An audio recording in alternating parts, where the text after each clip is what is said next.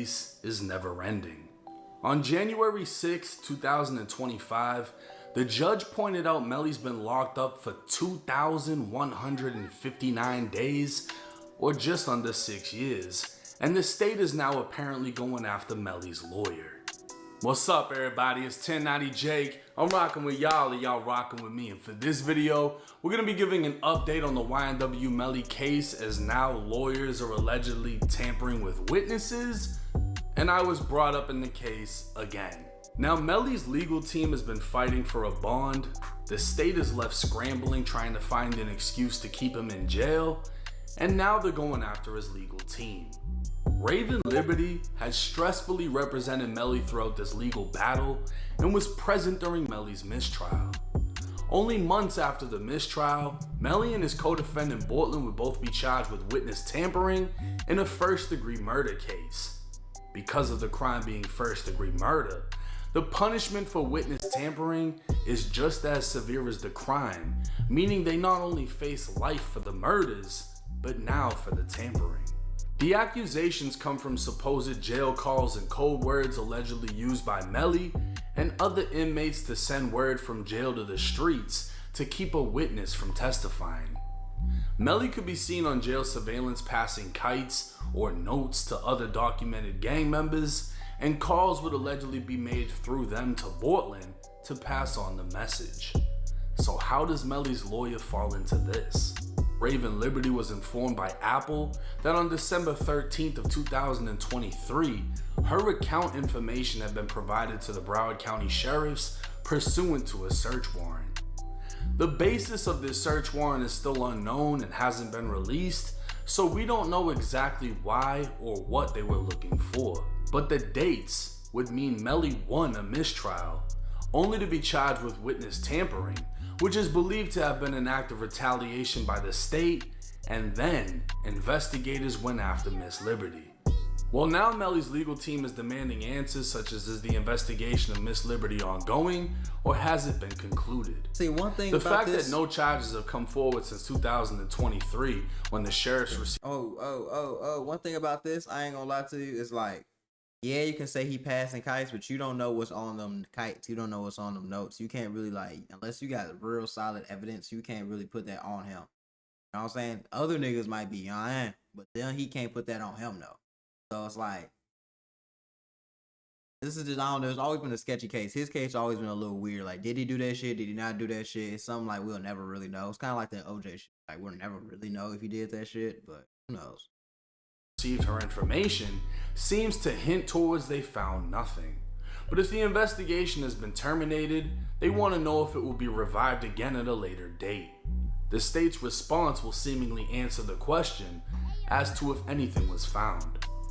On top of that, Melly's team is demanding to know if any confidential communication between Melly and his defense are currently in the possession of law enforcement or the state, as yet again, this would be grounds for another. The stock and crypto market is heating up every day with people getting hundreds of dollars, thousands of dollars, even some people becoming millionaires or six-figure earners overnight from investing their money. So if they can do it, why can't you do it? And if you don't know how to do it, go ahead and hit the link in my description right now and sign up for my millionaire stock mentorship course and crypto mentorship course, where you can learn how to invest how I do, and also get my call out so you can get in on that money right now and not miss a beat. If you're ready to learn and make that money, hit that link in the description right now.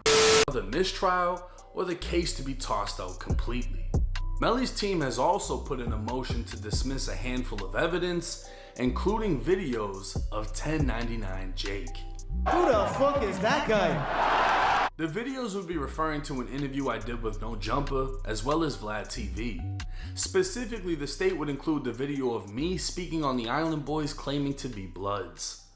The video had no mention of Melly or his case, and from my understanding, the state is trying to portray that if I expose the Island Boys as Bloods, but didn't expose Melly, then Melly must some way, somehow be a real Blood, which is what the state is trying to confirm to secure a death penalty conviction. That shit is crazy, bro. They will really use any and everything to try to put your ass under the jail. They're pulling up 1090 Jake interviews, talking shit about somebody, to try to build, like, you see how they try to build this image, and the crazy part about it is The shit don't even gotta stick for real. All they gotta do is just paint that image in your head and then put all this other shit on top of you to influence, like, that nigga. Yeah, you might be right. That nigga might have did that shit. It's just like, even tomorrow he might wake up and feel totally different and feel guilty as hell, but you already put him away. The shit is bogus. It's a long shot, a reach, and within my interview with Vlad, I'm asked about my own affiliation as we spoke on racial politics in prison. In another Vlad interview not included in Melly's case, Vlad would ask about how my affiliation came to be, and I'd speak on where I grew up playing a factor in who I grew up around. Again, it would be more focused on the racial politics, and why YNW Melly was never actually brought up in either interview. Now, Danny Polo, the undercover who allegedly infiltrated the Bloods in Broward County, was asked by Raven Liberty how he could infiltrate a black gang as an undercover if he's white, and he replied back that 1090 Jake is white and he's a Blood. Come to find out, Polo is Cuban, and so are the Island Boys. So when the Island Boys came out and originally tried to portray a gangbanging lifestyle, I was immediately summoned by the internet about the white or Cuban Island Boys gang affiliation. The topic seemed to always come back to race, as white people are a minority in hip hop and an even smaller minority in the world of urban gangs.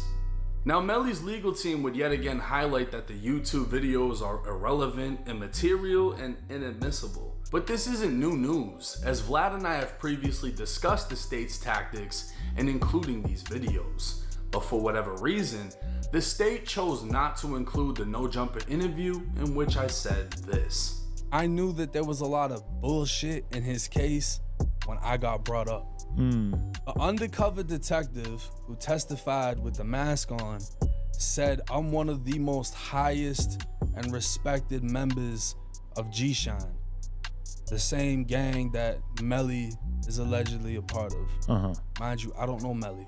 Right. Nobody I know knows Melly. So that right there doesn't make any sense. This gang detective said he got this information from a confidential source in Broward County. So like I said, I don't know Melly, and no one I know knows Melly.